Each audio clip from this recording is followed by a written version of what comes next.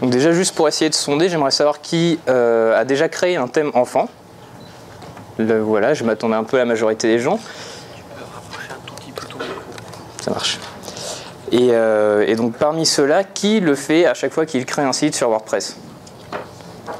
Voilà, il y a un peu moins de monde normalement. C'est ce que j'espérais. Il y a beaucoup de raisons pour ça.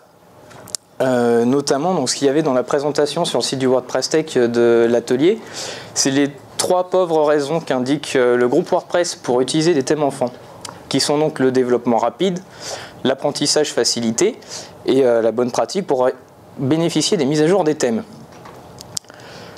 Parmi les choses que j'ai croisées souvent, ce qui m'a amené sur les thèmes enfants, c'est les thèmes premium. Et assez souvent, il n'y a pas forcément de gros intérêt à bénéficier de la mise à jour d'un thème premium. C'est fait pour tourner en standalone et on n'a pas la plupart des fonctionnalités qui vont arriver vont vraiment soit sérieusement changer la façon dont est géré le thème, soit apporter des fonctionnalités qui ne vont pas intéresser le client. Du coup, cet aspect-là est un peu biaisé. Et sur les pratiques en général, c'est le cas. Donc, parmi les prérequis pour l'atelier, parce qu'on va échanger, mais si tout le monde a un niveau relativement homogène, ce qui je pense est le cas étant donné les conférences auxquelles on a déjà assisté ce matin, c'est donc ce qui est un thème enfant, la plupart d'entre vous en ont déjà créé, donc c'est assez facile. Comment créer un thème parent et un thème enfant? Créer un thème enfant seulement, ça n'a pas forcément souvent d'intérêt. Créer un thème parent, c'est en général la pratique la plus courante. En tant que prestataire, on crée beaucoup plus souvent de thèmes parents que de thèmes enfants, ce qui a été montré tout à l'heure. Et discerner le territoire des thèmes et le territoire des extensions. Ça, c'est un sujet qui est un peu plus sensible en général.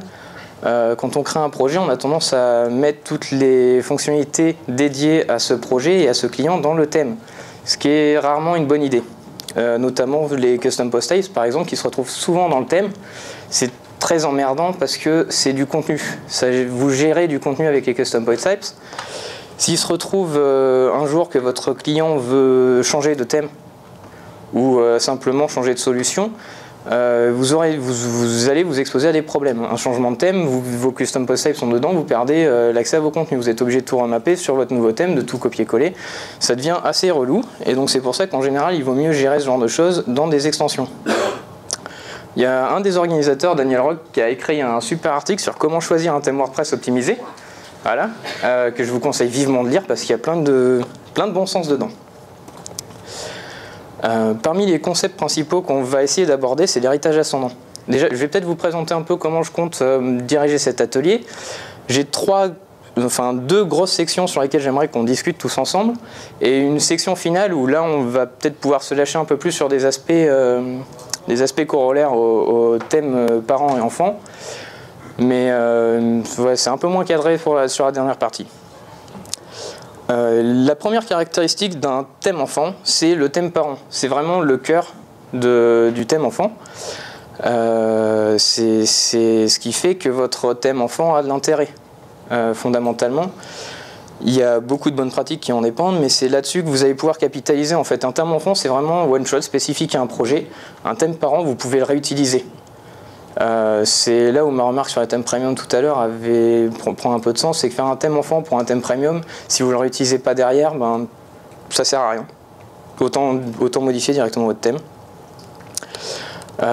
Et donc ça, c'est faire travailler les enfants, c'est le sous-titre. Pour améliorer le thème parent, c'est vraiment pour moi la principale qualité des thèmes enfants. Faciliter le travail et tout ça, c'est quelque chose d'assez secondaire parce que c'est une conséquence en fait, c'est pas du tout un avantage natif. L'idée de base, c'est quand vous faites des développements spécifiques sur un thème enfant, vous pouvez, quand c'est quelque chose que vous voyez qui va revenir, typiquement un custom post type particulier, si vous faites un format de contenu spécifique, même si vous n'êtes pas censé le mettre dans votre thème, hein, on est d'accord, mais c'est des choses réutilisables. Une amélioration sur une fonction, un fil d'Ariane, truc que vous utilisez tout le temps. Une amélioration sur la gestion de la navigation pour que ce soit plus simple. Vous l'aurez utilisé tout le temps.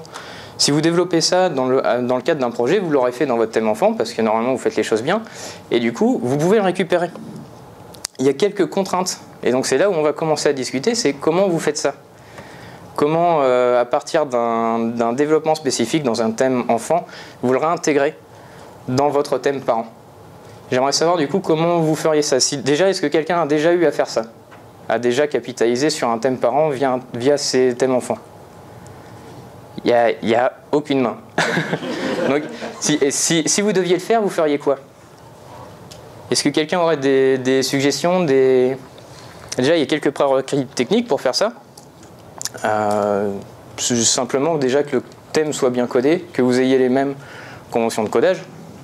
Normalement, si c'est vous qui avez fait les deux, ça devrait coller. Sinon, faudra penser à documenter un peu. Mais donc, est-ce que vous avez des suggestions? Les commentaires, c'est effectivement un prérequis extrêmement important. Est-ce qu'il y a d'autres idées? On n'est pas forcément sur l'aspect technique, hein, du coup, mais... Préfixer les fonctions, oui. On peut définir un pseudo namespace pour son thème parent et pour son thème enfant, éventuellement.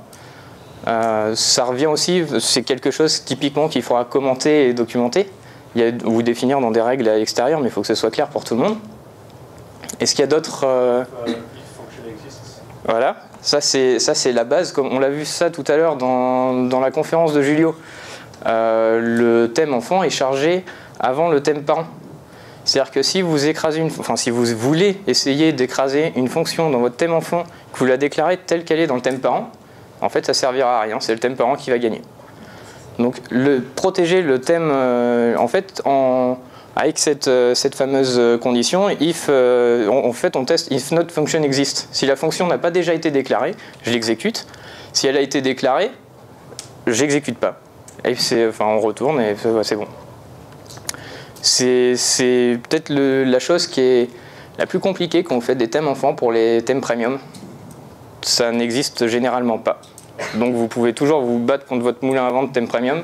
Soit vous repassez sur toutes les fonctions pour tout wrapper dans un test, soit vous l'avez dans l'os et donc vous vous retrouvez à modifier votre thème premium. C'est génial.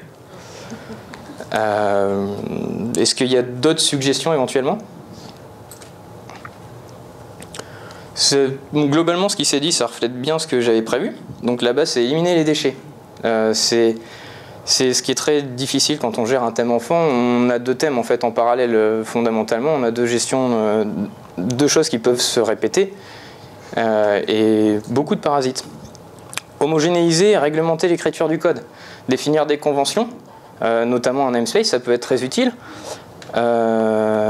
Organiser vos fichiers en chapitres, en rejoignant ce que disait le monsieur sur les commentaires. Être capable de se repérer. Quand on a un développement très long ou beaucoup de choses différentes, être capable de se repérer directement dans le thème parent. C'est hyper important que toutes les fonctions qui sont déclarées dans votre thème parent, vous puissiez y accéder mais rapidement. C'est la base en fait, parce que c'est ça que vous allez essayer de modifier dans votre thème enfant. Commenter, documenter, citer et créditer. Ça c'est un truc, dans les thèmes WordPress, c'est rare. Très souvent on voit des astuces, on dit ah, c'est super, je vais récupérer ça. Si un jour il y a un truc qui se passe mal là-dessus, parce qu'il y a une mise à jour de WordPress qui change légèrement un filtre, une action ou ce que vous voulez, ben, vous ne saurez pas comment ça a été fait, pourquoi c'est arrivé comme ça ne ressemblera pas à ce qui a été fait autour, les autres fonctions. Donc citer et créditer, c'est hyper important pour être capable de tracer l'origine d'une fonctionnalité. Et autoriser l'émancipation des enfants, c'est ce qu'on disait tout à l'heure aussi avec le test. On vérifie si la fonction n'a pas été déjà déclarée dans le thème parent.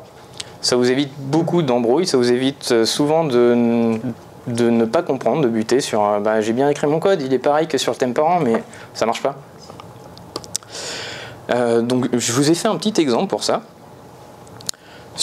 Donc feed, c'est mon thème parent que j'ai développé depuis 2 ou 3 ans sur une petite fonction très bête, mais du coup c'est juste pour rajouter des choses pertinentes sémantiquement sur le text area des commentaires de WordPress, parce que par défaut sémantiquement il est bien mais pas top. Donc on rajoute des petites choses et donc vous pouvez le voir, hein, du coup c'est un commentaire simple. J'utilise quelque chose qui s'appelle phpdoc pour documenter. C'est vachement bien, vous mettez des tags, add section, vous avez la subsection juste en dessous, Vous définissez l'auteur, vous pouvez mettre des liens, vous pouvez mettre des notes, vous pouvez mettre plein de choses, vous pouvez mettre un bug fix, vous pouvez mettre des annotations spécifiques. C'est hyper utile et si tous vos fichiers sont documentés de cette façon-là, vous ne serez jamais perdu. Et c'est bête, mais ce genre de tag, même pour quelqu'un qui ne connaît pas, bah, vous lisez et vous comprenez ce que ça veut dire. Dans les fonctions de base, du coup, on a if not function exist. On passe en paramètre le nom de la fonction, évidemment. Ce wrapper-là permet vraiment tout. Si vous le faites pour chaque fonction de votre thème parent, vous pourrez faire ce que vous voudrez dans vos thèmes enfants, ça marchera. Enfin, ça marchera, sauf si vous avez fait de la merde et que ça pète tout, mais votre thème enfant prendra le pas sur le thème parent. Pour la suite, je vous laisserai regarder, hein, mais bon, des petits attributs ARIA required, attributs required et ce genre de choses, c'est très pratique.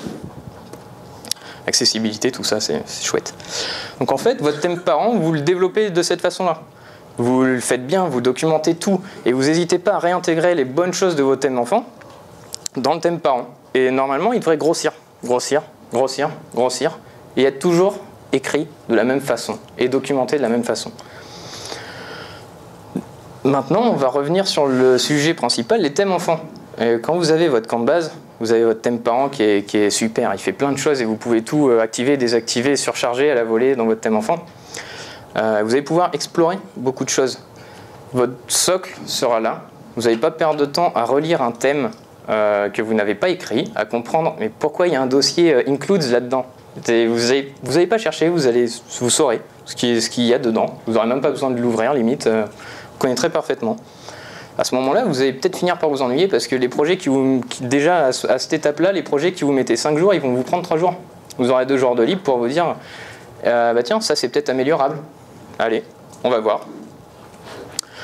Donc pour les purs développeurs WordPress, vous allez pouvoir sortir un peu du PHP et ça c'est un truc qui serait pas mal. Vous allez pouvoir vous mettre, je sais pas, sur du front-end, sur de l'accessibilité, sur éventuellement des aspects un peu graphiques, sur comment gérer une surcharge graphique, un préprocesseur ou pas, ce genre de choses. Enfin, vous allez pouvoir explorer.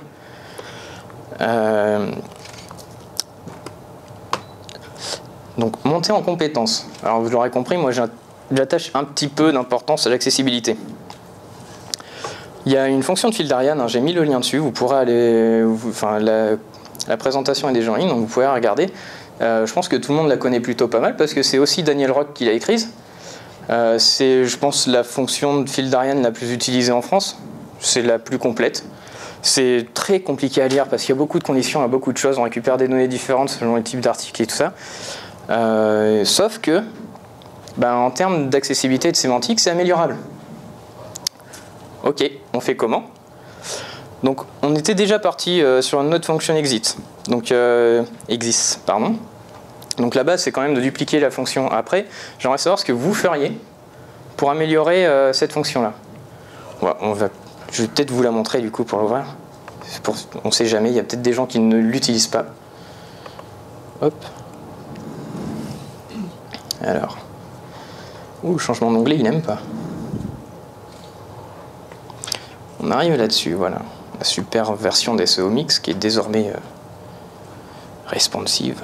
Chouette. L'historique du code, c'est bien comme pratique ça. On sait à quel moment c'est changé. La documentation, bon c'est un peu limite à mon goût, mais bon, admettons. Donc, on est sur l'article de la personne qui a écrit, qui le présente. On peut s'en passer dans ce cadre-là. Ce qui est juste dommage, c'est que les gens qui font copier-coller parce que voilà, ils savent pas trop où trouver ça ailleurs, ils n'auront pas la doc. On a beaucoup de choses. Donc là, je vais passer cette partie-là parce que c'est pas forcément ce qui m'intéresse le plus. On vous montre, voilà, c'est chouette, ça me fait ça. Pas d'accord. Il a changé son article. Globalement, il y a un endroit, voilà, on va peut-être scroller là-dedans. Il y a un endroit, là on récupère plein d'infos, si c'est des catégories et tout ça. Il y a un endroit où on commence ce genre de choses. On commence à ouvrir du HTML avec donc la span, type of breadcrumb, ça parlera peut-être à tous les gens qui s'intéressent au référencement. C'est des microdata. C'était recommandé par Google à une époque et maintenant vous pouvez toujours essayer de trouver la page qui recommande ça, vous ne la trouverez plus. Mais c'est toujours bien de le faire, ça reste de l'enrichissement sémantique. Par contre, on a des choses qui sont un peu bizarres. Par exemple, le séparateur, vous voyez là, le $séparateur à la fin du span, qui se promène tout seul. En général, c'est quoi le séparateur sur un fil d'Ariane?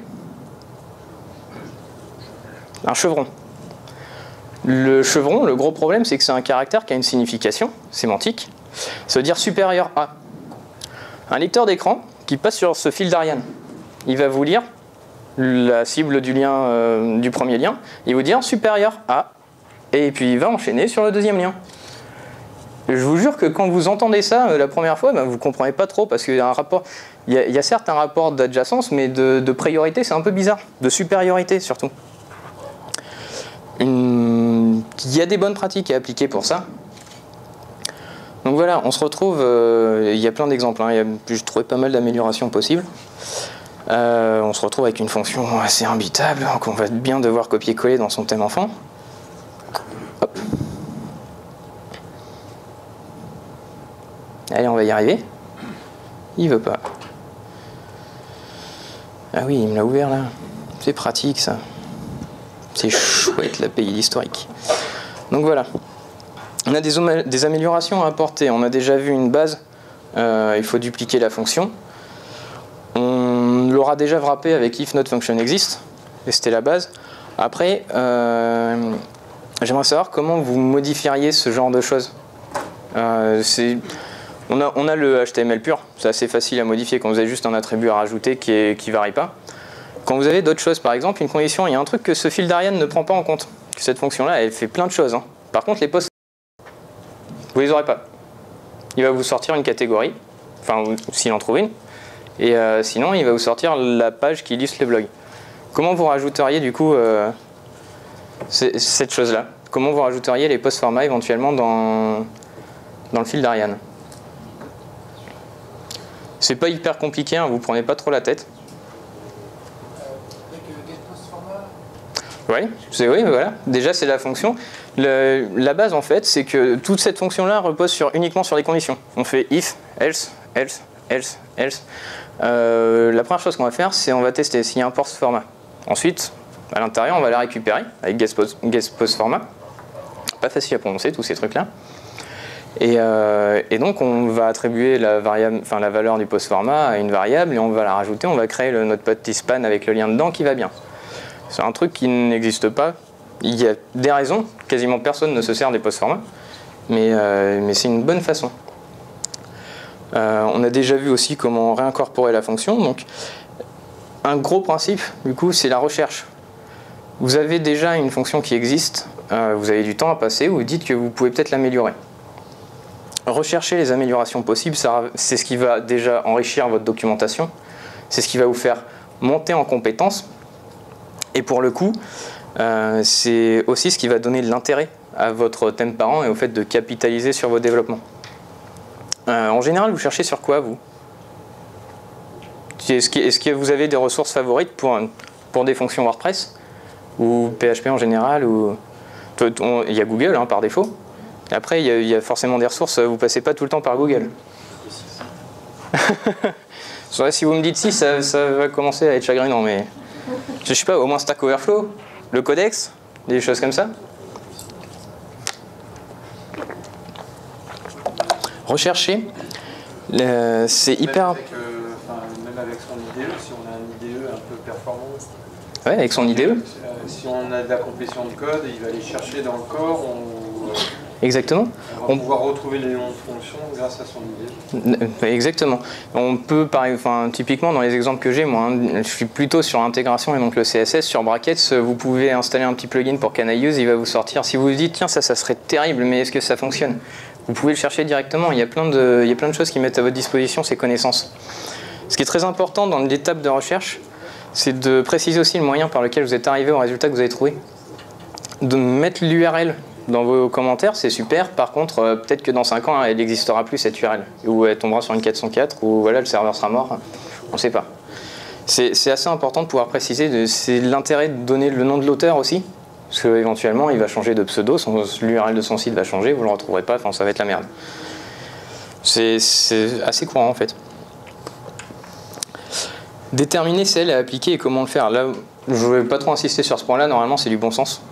Si vous voyez des choses qui vous rajoutent des spans vides et des machins, enfin voilà, au bout d'un moment, il ne faut pas déconner. Quand vous voyez des conditions qui, juste à la lecture, vous semblent pourries, vous ne les intégrez pas.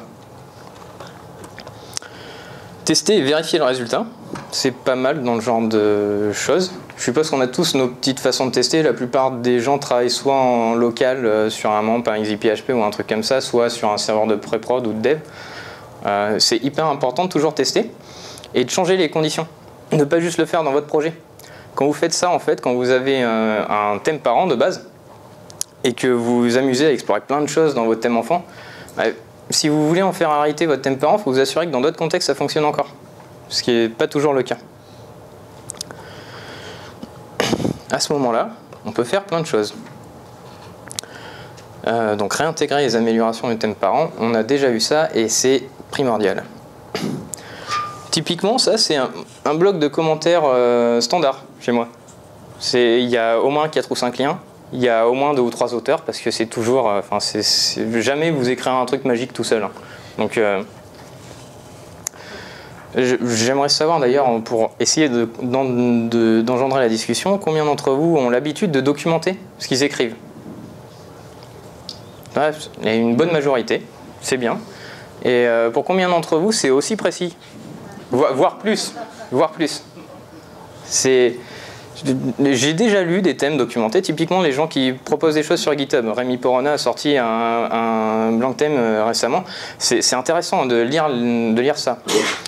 Par contre, souvent, c'est pas suffisamment précis. Il va manquer des choses, peut-être des concepts clés. On a tous découvert, je suis persuadé, au moins un hook aujourd'hui. Les choses comme ça qui sont un peu plus techniques et un peu moins connues, qui ressortent moins souvent dans les échanges entre les développeurs WordPress, c'est bien de préciser un petit contexte. Juste, si vous avez quelque chose d'obligatoire dans l'utilisation de cette fonction, vous le précisez. Alors, je vais faire rire beaucoup de monde, mais actuellement, je bosse dans un IDE qui s'appelle Eclipse, dans un environnement Java J2E.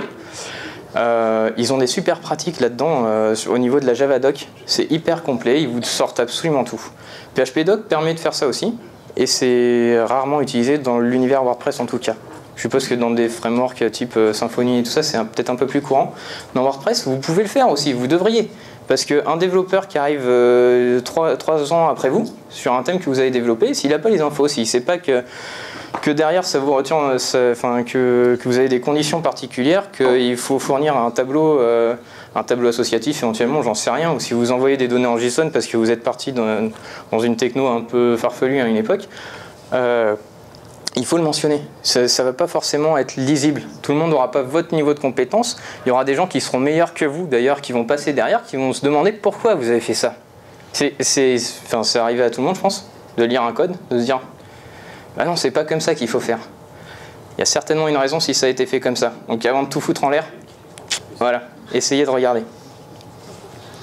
Donc le petit merci signé un successeur qui vous veut du bien, c'est un peu ça. Ça arrive tellement souvent de récupérer du code crade que, en fait, il est peut-être pas crade. C'est votre vision des choses. Ça, c'est ce à quoi devrait ressembler actuellement un fil d'Ariane. Il y a une balise nav, c'est génial HTML5. Si vous êtes en HTML5, vous faites ça. Sinon, vous utilisez une div, ça marche très bien, c'est bon. Le rôle navigation, c'est très bien aussi, parce que les lecteurs d'écran, vous entrez, vous avez un raccourci pour dire listez-moi tous les éléments de navigation. Paf, au lieu de tabuler 820 fois avant d'arriver au menu. ARIA label, c'est important aussi, parce que votre élément de navigation, un lecteur d'écran ou n'importe quelle technologie d'assistance va vous dire c'est un élément de navigation. Admettons. Donc allez, on part tabuler là-dedans. Courageux. En fait, avec ARIA label, vous pouvez prévenir ce que c'est. Vous êtes ici, tout le monde va comprendre que c'est un fil d'Ariane. Menu principal, menu secondaire, si vous en avez plein, ça aide. Un lien basique, voilà, on n'a pas besoin de mettre plus. Le petit caractère qui a changé, c'est plus un chevron. C'est une flèche, c'est un caractère Unicode, c'est compatible sur tous les navigateurs, tous les OS, ils ont tous une typo de fallback pour ce caractère-là. Vous le mettez en ARIA indent true, il ne sera pas vocalisé, il ne sera pas rendu par les technos d'assistance, c'est chouette, mais donc ça n'existe absolument pas dans la fonction de Daniel, c'est un peu dommage. Et puis la page courante, c'est quand même relativement important sémantiquement, mais c'est pas autre chose que du texte, donc un strong, ça fait bien l'affaire. Actuellement, on peut finir sur une chaîne vide, sur un élément span sémantiquement inerte, ou voire juste sur la chaîne de caractères. Ça n'a pas beaucoup de valeur. C'est très bête, mais du coup, ça, normalement, avec les améliorations que j'ai faites, c'est ce qui devra sortir sur tous les sites et tous les projets. Il peut arriver que vous fassiez d'autres modifications sur des projets en cours et qui viennent interférer. Il faut faire attention et d'où l'intérêt de tester. Accessoirement, il y a un truc que je ne vous ai pas montré, mais c'est que dans ces liens-là, en fait, vous avez un lien, vous voyez le dernier, w3.org. C'est super. Il paraît qu'il y a des spécifications pour ce genre de choses. Voilà. Et on sait intégrer ça au thème parent, c'est chouette. Hein. En un seul développement spécifique, on a amélioré la fonction de fil d'Ariane. Parfait. Bah, je pense que ça, en plus, on peut le mettre sur tous les projets. On part du coup sur un jardinage. On a notre truc, on le cultive, on le fait progresser, on fait pousser des choses. On a tous des pratiques qui tendent vers ça. Vous pouvez travailler tout seul, c'est pas de dépendance. Ça, c'est le premier truc. C'est absolument, je vous pose même pas la question, ça tout le monde aurait pu répondre. Je pense que vous n'avez pas de dépendance, vous n'avez pas un thème premium. Vous n'avez pas. Vous pouvez vous passer de plugin. On va voir comment. Vous n'avez pas de code illisible pour vous. Ça, vous savez le lire, vous comprenez, vous avez la doc, vous êtes capable de retrouver les liens. C'est chouette. À un moment où vous êtes surchargé, c'est un autre développeur qui passe dessus. Vous lui montrez juste qu'il y a ça de spécifique. C'est bon. Est-ce que vous verriez d'autres intérêts à recycler votre code de cette façon-là? Il y en a plein. On allège le thème enfant. On allège le thème enfant, au fur et à mesure. C'est vrai que ça fait partie des choses intéressantes. Après, ça peut dépendre des stratégies. On peut choisir de laisser la solution s'éprouver. Pour un fil d'Ariane, c'est assez simple, mais il y a des choses qui sont peut-être un peu plus spécifiques. Vaut mieux attendre de voir en prod ce que ça donne avant de réintégrer directement et de le propager sur tous les autres, sur toutes les autres installs. Est-ce qu'il y aurait d'autres avantages? Et pensez bien au titre. Il y a pas mal d'indices dedans. On gagne un temps monstrueux. On monte en compétences super vite. C'est chouette. Et puis on a toute la doc en plus. N'importe quelle personne peut arriver derrière et reprendre ce que vous avez fait. Il y a tout. Tout. La maintenance. Je sais pas, du coup, c'est quelque chose qu'on voit assez régulièrement quand on parle à des écolos qui ont plein de choses à expliquer et tout ça. La capacité d'avoir une seule façon de faire et de la cultiver. C'est le bon mot. Là, en l'occurrence, c'est votre maintenance qui va avoir le plus de gains. Parce que si tous vos sites, si toutes vos installs sont sur le même thème, il y a déjà un gros avantage. Si vous avez une vraie merde sur votre thème parent, tous vos sites l'auront.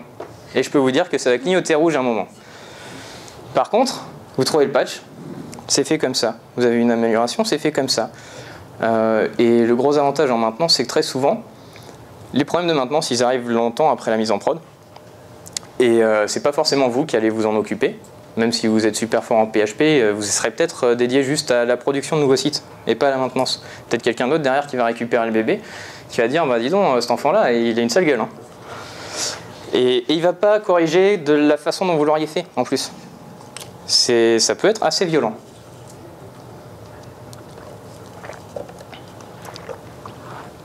Et du coup, vous n'êtes plus cloisonné à un projet.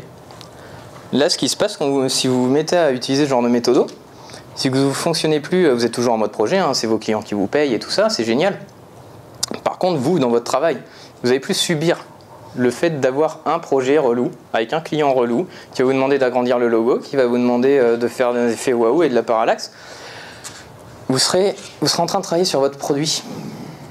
Vous serez en train de faire votre travail. Vous ne serez plus en train de faire le travail que n'importe quel exécutant aurait pu faire. Vous allez recycler votre boulot, vous allez être productif. Et ça, quand vous êtes en mode projet, c'est pas toujours le cas. Cette partie-là, il y avait un peu moins de discussion, je l'admets, mais c'est là que ça devient rigolo, parce que du coup, je présentais les avantages des thèmes parents bien construits, documentés et tout ça, les avantages des thèmes enfants. Maintenant, on va répondre aux quelques questions qui sont là. Le même principe s'applique sur les extensions. Est-ce que beaucoup d'entre vous créent leur propre plugin, développent leur plugin? Ça doit arriver assez fréquemment. Pour les développeurs, voilà, on est bien d'accord. Combien de fois vous réutilisez les plugins que vous avez développés? Ça vous arrive? Oui, normalement. Et puis quand ils sont super, en plus, vous les mettez sur repo officiel, et là, c'est génial, parce que c'est la fête.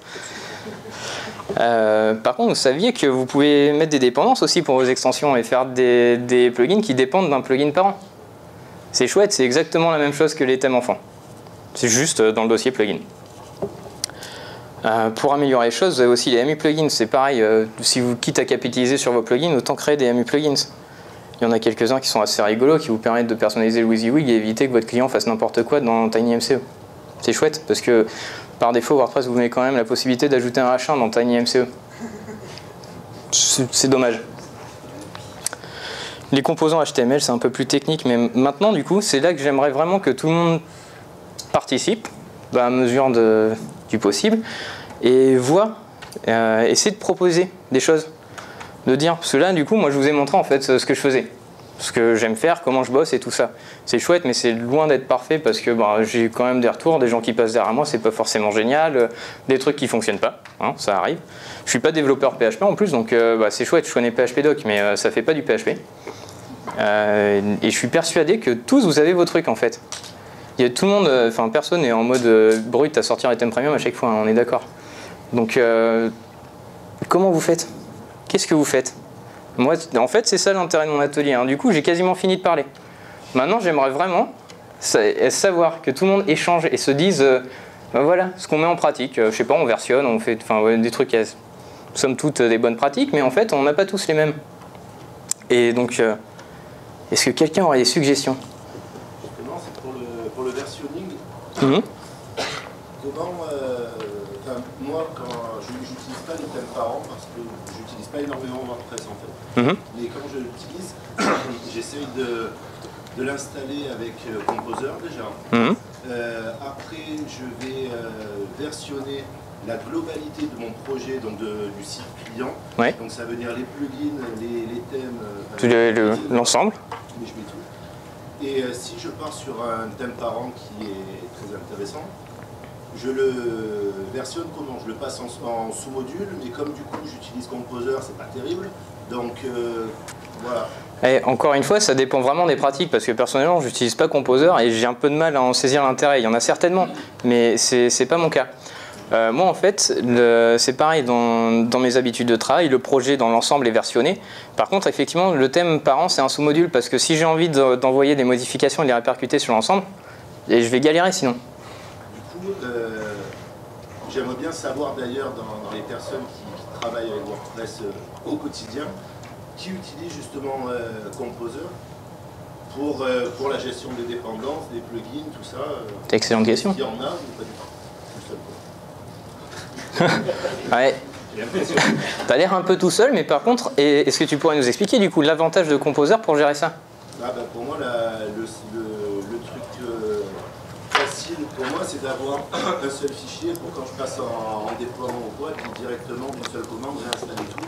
Me faciliter aussi la gestion des mises à jour pour pas avoir à les faire directement depuis WordPress, simplement faire un Composer update et avoir tout.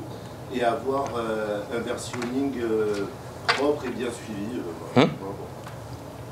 Par rapport à ce qu'on a vu aujourd'hui, on a aussi WPCLI par exemple qui pourrait te permettre de faire beaucoup de choses de ce genre-là. Est-ce qu'il y a d'autres pratiques du coup? Parce que Composer, c'est dingue, hein, mais c'est la première fois que j'entends quelqu'un dire qu'il travaille comme ça.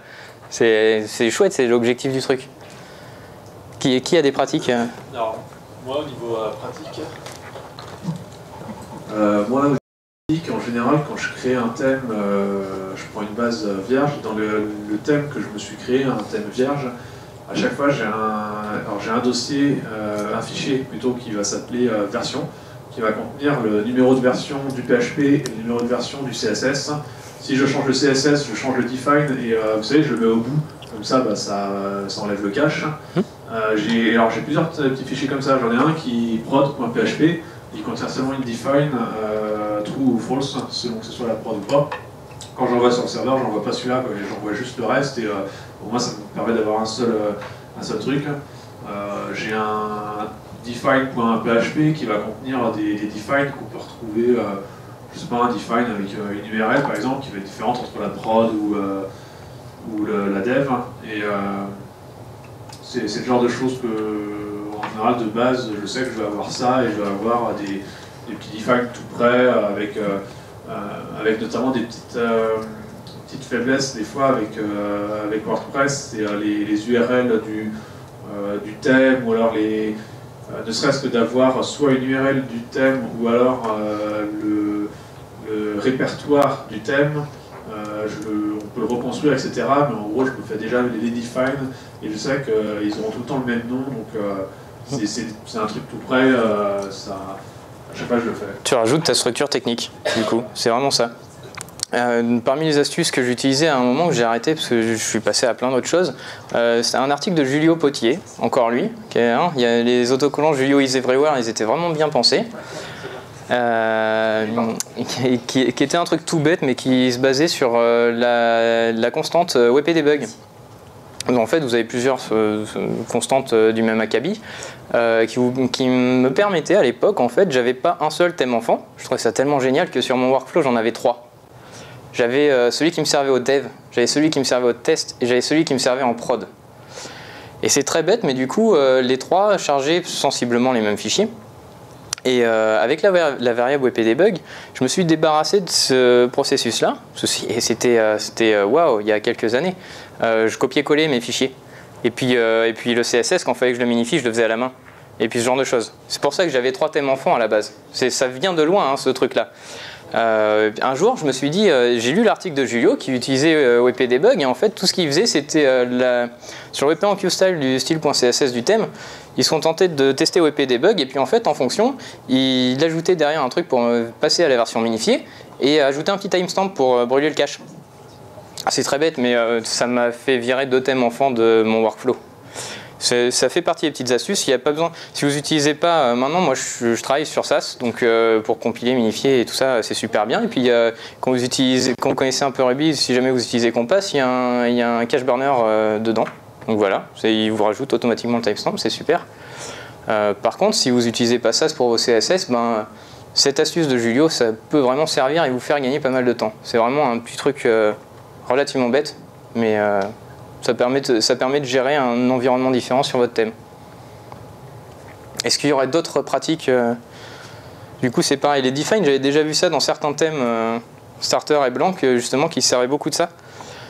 Probablement pas de la même façon, mais en tout cas, c'est quelque chose que j'avais déjà vu. Est-ce qu'il y aurait d'autres choses un peu différentes de ce qu'on trouve sur le codex? Non, pas tant que ça.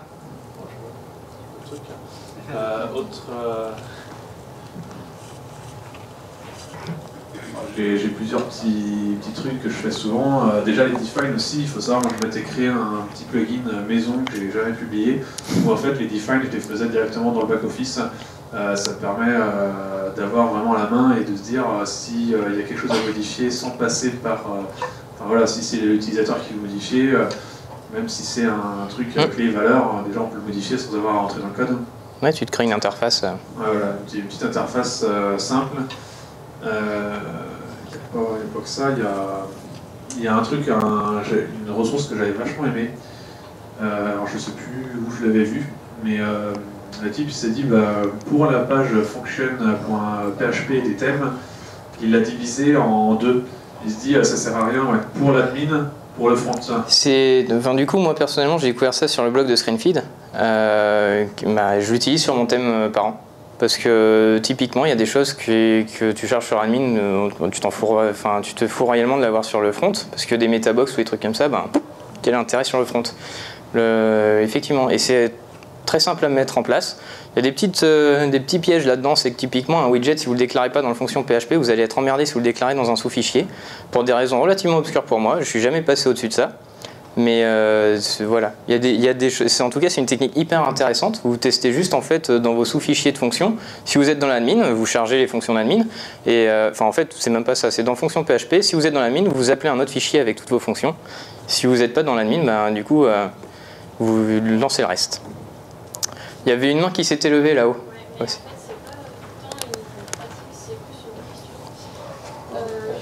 Les questions sont C'est très bien aussi, ça fait avancer. En fait, j'ai essayé de faire un thème enfant avec 2014 et Il y a des problèmes. Hein. chargé le dossier ou quelque chose comme ça et j'ai jamais réussi. Les thèmes WordPress par défaut, ils sont pas terribles pour faire des thèmes enfants. Déjà, la plupart des fonctions sont pas wrappées dans un test conditionnel pour vérifier si la fonction existe déjà, de base. Alors que c'est eux qui prennent les bonnes pratiques, qui publient leur super thème tous les ans et ils suivent pas leurs bonnes pratiques. Voilà, c'est pas beaucoup d'autres choses à dire. Il y a un petit piège qui arrive souvent sur la création de thèmes enfants. Quand c'est la première fois que vous créez un thème enfant, c'est la gestion des traductions. Vous êtes obligé de déclarer un deuxième domaine de traduction. Et ça nécessite de connaître un petit peu déjà comment on fait ça dans WordPress, parce que par défaut, la plupart des thèmes le font, ou pas, mais en tout cas quand ils le font bien. Et comment gérer les propriétés d'un fichier, d'un catalogue de traduction, les fameux .po, .mo. Il y a pas mal de paramètres à régler là-dedans. Genre quand vous êtes sur du français, les règles de pluriel, ben, vous ne récupérez pas celles de l'anglais parce que c'est pas les mêmes. Voilà, les petits pièges standards. Est-ce qu'il y aurait d'autres idées, d'autres notions, d'autres concepts, hein? Tu as le droit d'intervenir aussi. J'ai une petite remarque sur la manière de déclarer sa feuille de style de son thème. Parce que je me suis aperçu il n'y a pas très longtemps que la documentation du codex avait changé. Et donc on passe plus par un arrobas import, voilà. Il faut passer par un add filter dans Ouais. le fichier fonction PHP. Bah ouais, parce que c'est pareil en fait, c'est une bonne pratique WordPress. Quand tu veux ajouter un fichier, tu le fais en PHP. En général, c'est WP en QStyle, WP en QScript. Et ouais, tous leurs thèmes en fait, leur recommandation jusque-là pour charger un CSS dans un thème enfant, en fait, c'était de ne pas écrire de CSS et d'importer le CSS du thème parent. Ce qui commence à se révéler relativement laborieux. Ce qui se passe en général, moi, c'est que du coup, j'ai quasiment pas de CSS dans le thème parent et je ne le charge pas dans le thème enfant. C'est beaucoup plus simple. Tu fais ton intégration sur ton thème enfant. De toute façon, c'est ça l'interface que tu vas sortir, ça va être sur le thème enfant. Donc toute la gestion du CSS, j'ai mon petit micro-framework CSS dans le thème parent que je duplique dans le thème enfant. Et ça me sert de socle, mais je n'importe rien des styles depuis le thème parent. C'est vraiment... Non, mais c'était juste une petite remarque parce que c'est vrai que le arrobas import, ça a aussi des problématiques de performance dans certains navigateurs. Ouais. Ça a des problèmes de performance tout court parce que du coup, l'inclusion de fichiers, PHP le fait très bien, on est d'accord, mais c'est côté serveur et côté front, c'est... Bon, en SAS, on a plus cette problématique. C'est ça. En SAS, t'écris import de la même façon, ça fait pas du tout la même chose. Et tant mieux. Typiquement, import, c'était un gros piège à une époque. Les thèmes premium, je sais pas si certains ont connu ça, qui se vantaient d'être compatibles IE7 et qui faisaient en fait des import dans les CSS et qui chargeaient plus de 32 fichiers. Ben, c'est con, ça ne marche pas sur IE7. C'est limité, 32 requêtes pour les CSS et c'est mort. Si vous dépassez ça, les suivants, hop, dans le vent. Et potentiellement, ça posait des problèmes parce qu'il n'y avait aucun CSS qui se chargeait parfois. Les thèmes premium, c'est génial. Toujours lire le code quand vous pouvez. ThemeForest ne permet pas de faire ça, mais essayez au maximum.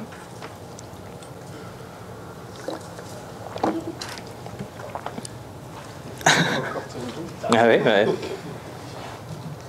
Un dernier truc auquel je pense, c'est FunctionExist. On l'utilise, enfin voilà, on a pris le coup, on l'utilise. Et en fait, on oublie qu'il y a aussi ClassExist et MethodExist. Oui. C'est oublié, ça c'est vachement oublié. Ah oui, alors que ça a le même intérêt. C'est vraiment... typiquement, je ne sais pas si certains sont déjà pris la tête à modifier le Walker nav menu de WordPress. Voilà, c'est le truc un peu douillé déjà. Si jamais vous voulez modifier la modification du Walker, parce que vous avez modifié votre Walker dans le thème parent et vous voulez le modifier dans votre thème enfant, bon courage si vous n'avez pas fait ça. Déjà c'est chiant à la base, mais alors si en plus vous ne faites pas correctement... Est-ce qu'on aurait d'autres suggestions? J'ai aucune idée de l'heure qu'il est. Il nous reste 5 minutes. 5 minutes, on a le temps de causer. On va passer, je vais juste, voilà, un petit crédit, hein, c'est mieux pour finir, de toute façon. Il n'y a pas grand chose, hein, mais bon, les typos, et puis la coloration syntaxique et reveal. On peut continuer, hein, du coup, il y a 3 ou 4 personnes qui sont intervenues. On découvre des choses avec Composer, on découvre des problèmes un peu particuliers sur les imports de fichiers et tout ça, et sur les classes. Est-ce qu'il y aurait d'autres façons de bosser? des façons pertinentes, enfin qui vous font gagner du temps en tout cas. C'est aussi ça l'idée, c'est pas forcément uniquement du recyclage, ça peut être une optimisation de votre workflow de base. En général, l'optimisation du workflow, ça passe beaucoup par... Moi, par exemple, j'utilise Roots, Ouais. ou Starter Theme. Ouais. C'est génial parce qu'il y a des fichiers Grunt qui vont avec, etc. Il faut tout installer. Je fais un Grunt Watch et en gros, ça va enregistrer au fur et à mesure, ça va compiler mon CSS, etc. Ouais. Et je me demande comment ça va se passer si j'en crée un thème enfant, notamment pour gérer l'arborescence dans Grunt, etc. Et du coup, sur les forums officiels, ils conseillent d'utiliser un shell theme. Ah oui. Il y a beaucoup de processing, ça compile les fichiers S, etc. Ouais. Il y a beaucoup de... Du coup, là, ça rejoint la problématique. C'est déjà qu'on s'intègre dans un workflow de publication pour du front-end qui est un peu différent de ce qui est natif dans WordPress. Il ne faut pas oublier que dans WordPress, vous aviez encore un éditeur de code dans l'administration quand même.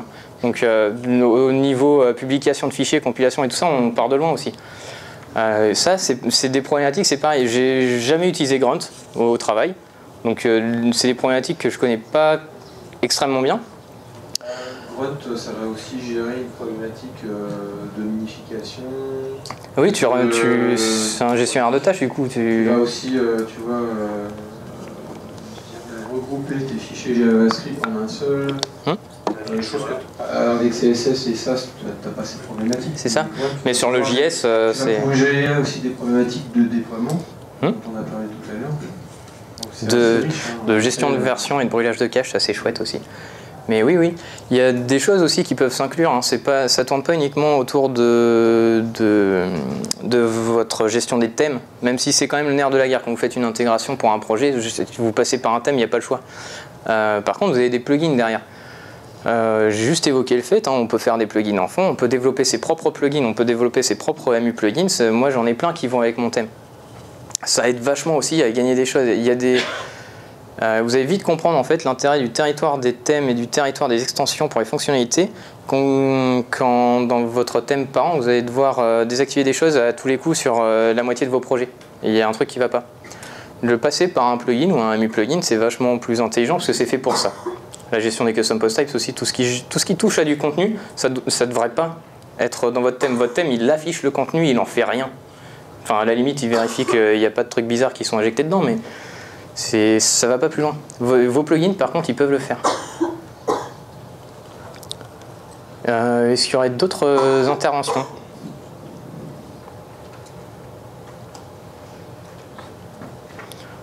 Un truc intéressant, c'est que du coup, il y a à peu près autant de façons de bosser que de personnes dans la salle, donc vous n'êtes peut-être pas forcément très fiers, ou vous ne trouvez peut-être pas forcément intéressant votre façon de bosser, mais moi je suis persuadé qu'il y a des trucs géniaux à en tirer. Donc, ah non, tu l'as dit tout à l'heure, le principal intérêt c'est d'être plus productif. Donc, oui, et c'est bien pour ça que... On l'a vu ce matin, c'est d'automatiser un maximum les tâches un peu rébarbatives. Oui, et l'automatisation, il n'y a que ça de vrai, mais aussi, ce qui change un peu de l'automatisation, c'est super, hein, parce que du coup, effectivement, on peut déployer un site en local en 5 secondes avec juste une commande, et puis en plus, ça peut vous parler, c'est top. Par contre, la façon dont vous gérez votre code, votre écriture de code, votre travail en équipe, ça a au moins autant de valeur, même à mon sens beaucoup plus. C'est un truc pérenne. Grunt, typiquement, je m'en suis jamais servi parce que pour l'instant, c'est bête, mais tous les ans ou quasiment tous les 6 mois, vous avez un nouvel outil qui va venir concurrencer ou un nouveau module qui est super bien. Et puis tac, en Node.js, on peut faire les 3 en même temps, c'est parti. Et j'ai du mal à m'intégrer là-dedans. Par contre, documenter son code, écrire des conventions de code, c'est bête, hein, mais du coup, je vais peut-être vous montrer ça. Pour les trucs que j'ai fait moi avant de créer mon thème parent, c'est super, tout est sur GitHub en plus. C'est des conventions. Des conventions, vous voyez, donc il y a les conventions, les règlements génériques pour mes conventions, et chart.css, chart HTML, chart JS, chart PHP. Il paraît que je suis un peu malade quand je fais ça, mais figurez-vous que ça m'a trouvé un taf ces conneries, donc bon, ça peut être pas mal. C'est pas ridicule, il n'y a pas si longtemps que ça, moi j'ai parcouru un peu, par exemple, le plugin WordPress SEO. Et ils ont une charte comme ça où ils t'expliquent comment tu dois coder si tu dois contribuer à leur plugin. La plupart des développeurs de métier qui bossent pas sur une solution spécifique, typiquement des gens qui bossent sur du PHP avec Zen Framework, niveau convention d'écriture de code, ils sont costauds les gars. Et ça se voit vite. Il y avait une petite remarque. À mettre beaucoup de commentaires en mettre trop en termes de performance, C'est négligeable. Ouais. Cron, par exemple, ça peut te permettre de faire ménage pour le déploiement. Donc, et puis, faut pas confondre ton environnement de développement et ton environnement de production. C'est ça. Clairement, sur du PHP, il n'y a pas de problème. Je fais ça aussi sur CSS et JS, je le fais partout. J'ai des outils pour tout compiler, tout minifier. Non, il faut avoir des outils derrière. Ah oui, bah, c'est clair que si vous envoyez en prod un fichier de CSS qui fait 5000 lignes, dont 4000 de commentaires, ça la fout mal. Il y avait, oui. Par rapport aux chartes, justement, il y a à faire attention aussi peut-être à pas chacun faire sa propre charte d'écriture, sachant qu'il y a des règles, des conventions d'écriture qui existent déjà. Tout à fait. Pour jQuery, pour WordPress, il y en a une. Pour du CSS, il y en a aussi qui sortent et qui existent déjà. Voilà.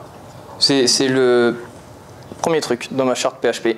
Utilisation récurrente de WordPress, ça pourrait vous convenir, par contre vous personnalisez, parce qu'il y a des trucs, c'est folklorique, je ne suis pas développeur PHP, donc il y a peut-être des trucs qui n'ont aucun sens pour la plupart des gens. Je précise aussi, c'est peut-être réutilisable dans d'autres contextes, par contre si vous bossez dans du Zen, il y a de très fortes chances que ce soit déjà documenté et déjà conventionné. L'intérêt de ce genre de truc, à la base, c'est quand même pour le travail en équipe. Il faut se mettre d'accord. On se met autour d'une table, on dit ah putain, les tabulations c'est relou. On les vire, on fout 2 espaces. Les points-virgules à la fin de chaque déclaration, c'est relou, on les vire. C'est juste des trucs à définir dans un groupe. L'intérêt aussi, c'est ce qui est... Enfin là, en fait, moi j'ai triché, je les ai fait tout seul. Il n'y a que moi qui bosse avec ces conventions-là. Ça n'a pas d'intérêt, hein, sauf que en fait, je ne suis pas développeur PHP. Et quand je travaille dans un thème WordPress, il y a plein de choses que je ne comprends pas et que je ne sais pas lire. Et ça ne m'empêche pas de créer des thèmes. Mais définir ces conventions-là, je me suis basé sur un truc que je trouvais le plus agréable à lire, à utiliser, à écrire. Et je me suis mis ces conventions-là et je me suis forcé à les respecter. Parce que c'est pas naturel du tout, à la base, de respecter des conventions, surtout quand on n'a pas décidé d'un point précis, par exemple. Se forcer, c'est de la pure discipline. Par contre, vous relisez un fichier que vous ouvrez 2 mois après parce qu'il y a un petit truc à corriger, c'est incomparable. Et franchement, au bout de 2 semaines, vous sentez la différence. Donc, si vous bossez tout seul, faites-le. Si vous bossez en équipe, provoquez un point avec votre équipe, faites-le. Si vous bossez dans une techno particulière, putain, lisez-les quand même parce que ça la fout mal sinon. Voilà, donc du coup... Excuse-moi, oui. Pour aller dans ton sens, moi je vois beaucoup de code écrit pour WordPress qui suit absolument pas les recommandations de WordPress. Il y a un truc sur GitHub, je ne sais plus où, il y a des conventions d'écriture pour WordPress et il y a même... c'est génial. Ouais, je suis perdu moi. Donc on teste... Mais il vérifie que ça correspond au doc ou à un truc. Ouais, il vérifie qu'il te dit à chaque fois, non, là ça va pas, là ça va pas. Ça, après, faut pas être trop brutal non plus. Tout dépend. Mais effectivement, moi, mes conventions pour le PHP, c'est pour compléter celles de WordPress parce qu'il y a des bonnes pratiques à respecter dans WordPress. Par contre, le niveau syntaxe, un truc bête, mais les indentations, est-ce qu'on met des espaces avant les accolades ou des trucs comme ça, c'est pas précisé. Donc moi, je le fais pour mon confort de lecture et de travail. Mais s'il y en a déjà, vous pouvez éventuellement... Ah oui, il va falloir que je les relise parce que ça fait un moment que j'ai écrit ça, mais... Voilà, donc sinon, j'ai pas fait de slide avec mes infos de contact et tout ça. Hein. Il y a mon logo, mon nom. Ça, c'est mon compte GitHub. Feed, c'est mon thème parent. Bon, qui n'a pas bougé depuis quelques temps parce que je ne travaille plus dans un environnement WordPress. Il y a beaucoup de choses. Il y a beaucoup de choses pas très intéressantes. Il y a FeedSAS qui est le thème enfant qui me sert tout le temps maintenant, en fait. Du coup, il y a un starter pour les styles. Il y a mon mini framework et j'ai déjà préparé les fichiers SAS avec les zones de contenu et ce genre de choses. C'est juste une base de départ et après à l'attaque. Les extensions. Vous trouverez des plugins, c'est des MU plugins. Il y en a une que j'adore et que je recommande à tout le monde. Et il y en a plein de versions qui existent. Hein. Ça, c'est vraiment mon truc perso. Mais dans les MU plugins, ça s'appelle FeedWYSIWYG. Et pour personnaliser TinyMCE, c'est tellement con de personnaliser TinyMCE dans WordPress. Vous faites ça, quoi. Là, par exemple, j'ajoute un bouton pour les abréviations. C'est hyper important, ça, en termes d'accessibilité et de sémantique. Une abréviation, il faut un titre dessus, sinon, n'importe quel acronyme, en fait, il faut la balise ABBR avec un title. Là, avec ça, vous avez un petit bouton dans TinyMCE, vous cliquez dessus, vous saisissez l'acronyme, vous mettez le title, et puis c'est bon, ça vous fait tout. Ça fait partie des choses appréciables. Voilà, du coup, j'ai l'impression qu'en termes de temps... On a passé un tout petit peu de 5 minutes. Allez. Ben voilà. Ben, merci à vous d'avoir participé.